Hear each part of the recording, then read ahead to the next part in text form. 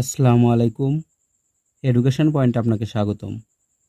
Education পয়েন্টের আজকের আয়োজনে থাকবে এক কথায় প্রকাশ থেকে বা বাক্য সংকোচন থেকে বিভিন্ন চাকরির পরীক্ষায় বারবার আসা গুরুত্বপূর্ণ প্রশ্নোত্তর।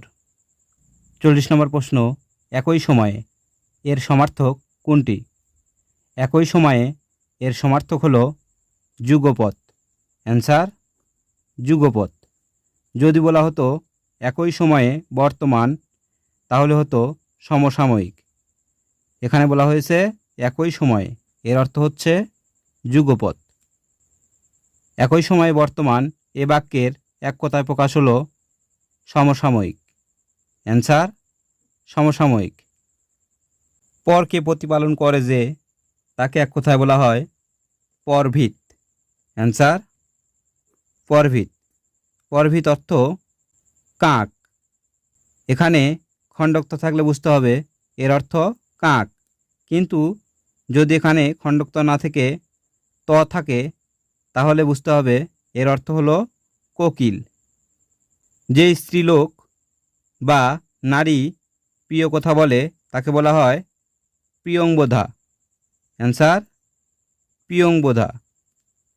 যে রমণী বা যে নারীর স্বামী বিদেশে থাকে তাকে বলা হয় প্রসিতভর্তিকা।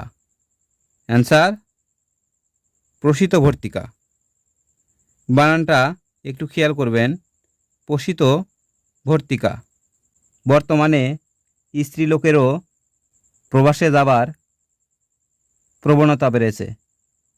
45 নম্বর প্রশ্নটি দেখুন, যে স্বামীর স্ত্রী প্রবাসে থাকে তাকে বলা হয় প্রসিত পত্নীক। অ্যান্সার প্রসিত পত্নীক। প্রশ্ন দুটি কিন্তু খুবই বিভ্রান্তিকর। দেখেন, যে নারীর স্বামী বিদেশ থাকে তাকে বলা হয় প্রসিতভর্তিকা, কিন্তু যে স্বামীর স্ত্রী প্রবাসে থাকে তাকে বলা হয় প্রসিত পত্নীক। সূর্য যে নারীর মুখ দেখতে পারে না তাকে এক কথায় বলা হয় অসূর্য স্পর্শা। অ্যান্সার অসূর্য স্পর্শা। যে নারীর সন্তান বাঁচে না তাকে এক কথায় বলা হয় মৃতবৎসা। অ্যান্সার মৃতবৎসা। এক কথায় প্রকাশ করুন, যার স্ত্রী মারা গিয়েছে। যার স্ত্রী মারা গিয়েছে তাকে এক কথায় বলে বিপত্নিক। অ্যান্সার বিপত্নিক। যে নারীর পতিও নেই পুত্রও নেই এমন নারীকে বলা হয় আবিরা। যে নারীর পতিও নেই পুত্র নেই তাকে বলে আবিরা। যা ভবিষ্যতে ঘটবে এক কথায় বলা হয় ভবিতব্য। যা ভবিষ্যতে ঘটবে তাকে বলে ভবিতব্য। যে ভবিষ্যৎ না ভেবেই কাজ করে একে এক পদে পরিণত করলে কোনটি হবে? যে ভবিষ্যৎ না ভেবেই কাজ করে তাকে এক কথায় বলে অবিমিশ্রকারী। অ্যান্সার অবিমিশ্রকারী। অগ্রপশ্চাৎ বিবেচনা করে কাজ করে না যে, তাকে এক কথায় বলা হয় অবিমিশ্রকারী। তাহলে যে ভেবেচিন্তে কাজ করে না তাকেও বলা হয় অবিমিশ্রকারী, আবার অগ্রপশ্চাৎ বিবেচনা করে যে কাজ করে না তাকেও বলা হয় অবিমিশ্রকারী। ইন্দ্রিয়কে জয় করেছে যে, তাকে এক কথায় বলা হয় জিতেন্দ্রিয়। ইন্দ্রিয়কে জয় করেছে যে তাকে বলা হয় জিতেন্দ্রিয়। এক কথায় প্রকাশ করুন, জয়ের জন্য যে উৎসব তাকে এক কথায় বলা হয় জয়ন্তী। অ্যান্সার জয়ন্তী।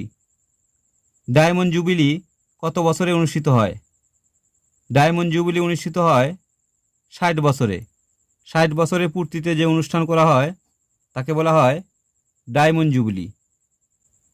এক কথায় প্রকাশ করুন, এক থেকে শুরু করে ক্রমাগত, এর এক কথায় প্রকাশ হলো একাধিক ক্রমে।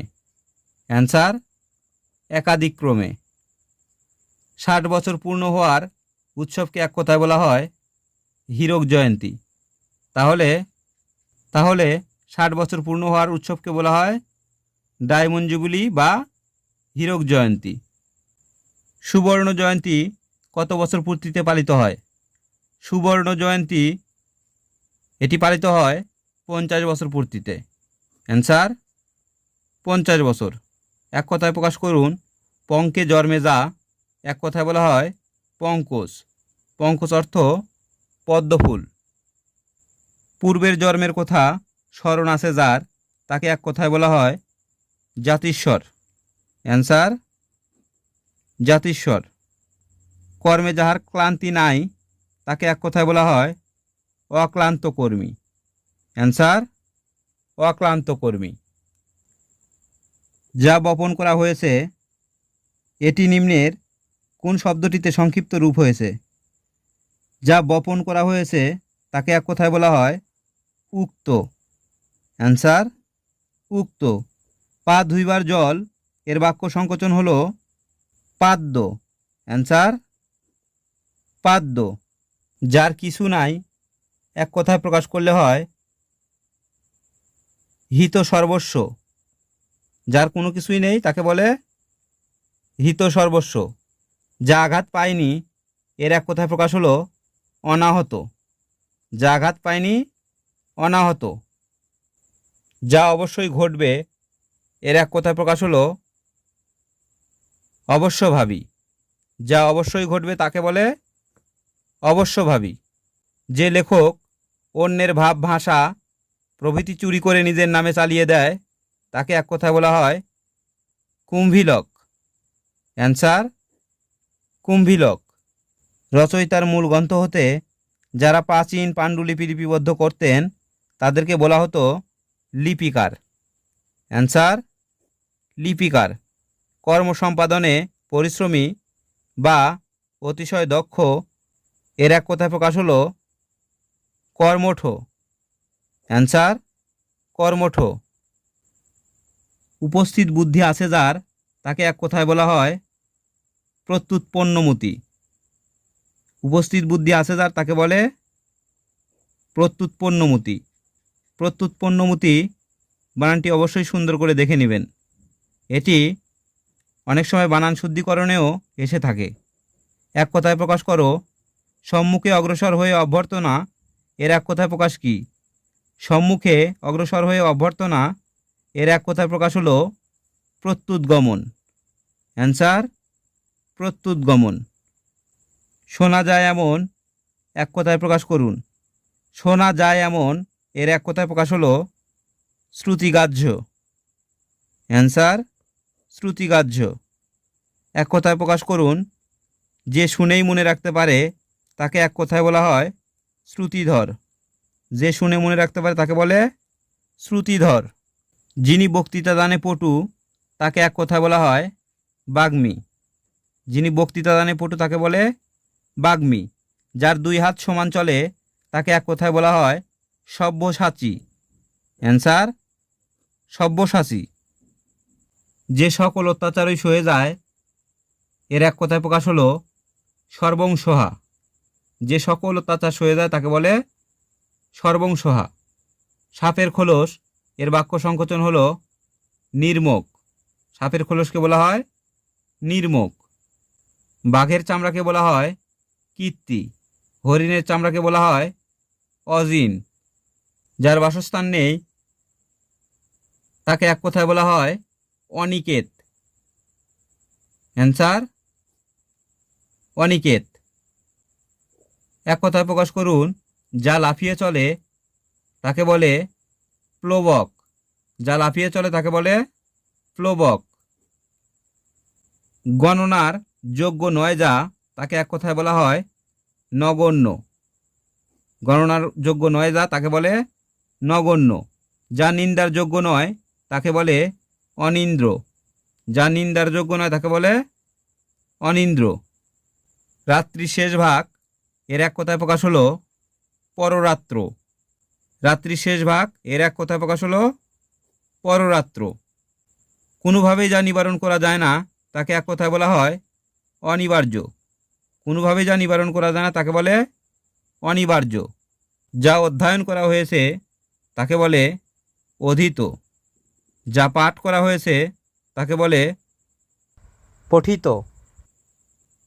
যা কষ্টে জয় করা যায় এর এক কথায় প্রকাশ হলো দুর্জয়।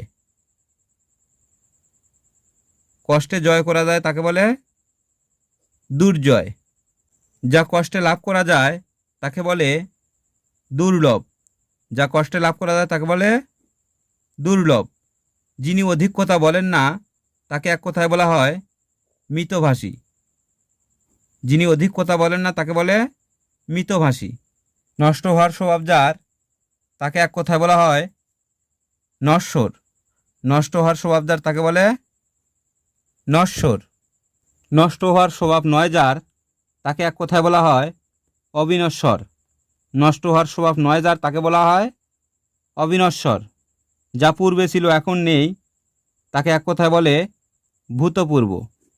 যা পূর্বে ছিল এখন নেই তাকে বলে ভূতপূর্ব। খেয়া পার করে যে তাকে এক কথায় বলা হয় পাটনি। অ্যান্সার পাটনি। যে পুরুষের এ যাবৎ দাড়ি গোঁফ গজায়নি তাকে এক কথায় বলা হয় অজাতশত্রু। অ্যান্সার অজাতশত্রু। অবশ্যই অজাতশত্রু বানানটি ভালোভাবে দেখে নেবেন, কেননা এটি বানান শুদ্ধিকরণেও এসে থাকে। যা চিরস্থায়ী নয় তাকে এক কথায় বলা হয় নশ্বর। নষ্ট হওয়ার স্বভাব যার তাকে বলা হয় নশ্বর। আবার যা চিরস্থায়ী নয় তাকে বলা হয় নশ্বর। অকালে যাকে জাগরণ করা হয় তাকে এক কথায় বলা হয় অকাল বোধন। যার গমনের কোনো তিথি নেই তাকে এক কথায় কী বলে? যার গমনের কোনো তিথি নেই তাকে এক কথায় কী বলে? প্রশ্নটি আপনাদের জন্য রেখে গেলাম। অবশ্যই প্রশ্নটির সঠিক আনসার কমেন্টে জানাবেন। যে ব্যক্তি এক ঘর থেকে অন্য ঘরে ভিক্ষা করে বেড়ায় তাকে এক কথায় বলা হয় মাধুকরী। অ্যান্সার মাধুকরী। উপকারীর উপকার স্বীকার করে না যে তাকে এক কথায় বলা হয় অকৃতজ্ঞ। যে উপকারীর উপকার স্বীকার করে না তাকে বলা হয় অকৃতজ্ঞ। জানবার ইচ্ছা এর এক কথায় প্রকাশ হলো জিজ্ঞাসা। অ্যান্সার জিজ্ঞাসা। জানবার ইচ্ছা এর এক কথায় প্রকাশ জিজ্ঞাসা। অবশ্যই আপনি কোনো কিছু জানতে চাইলে আপনাকে প্রশ্ন করতে হবে, অর্থাৎ জিজ্ঞাসা করতে হবে, তাহলে আপনি সে প্রশ্নটির অ্যান্সার পাবেন। তাহলে জানবার ইচ্ছাকে বলে জিজ্ঞাসা। নিন্দা করার ইচ্ছা এর এক কথায় প্রকাশ হলো জুগুপ্সা। নিন্দা করার ইচ্ছাকে বলে জুগুপ্সা। দেখেন এখানে ইচ্ছা বানানটি প্রিন্টিং মিস্টেক হয়েছে, এটি বুঝে নেবেন। ভোজন করার ইচ্ছা এর এক কথায় প্রকাশ হলো বুভুক্ষা। অ্যান্সার বুভুক্ষা। হনন করার ইচ্ছা এর এক কথায় প্রকাশ হলো জিঘাংসা। হনন করার ইচ্ছাকে বলে জিঘাংসা। আজ এ পর্যন্তই। ইনশাল্লাহ পরবর্তীতে এক কথায় প্রকাশ নিয়ে আরও ভিডিও তৈরি করব। যদি ভালো লাগে অবশ্যই সাবস্ক্রাইব করে পাশে থাকবেন। আসসালামু আলাইকুম।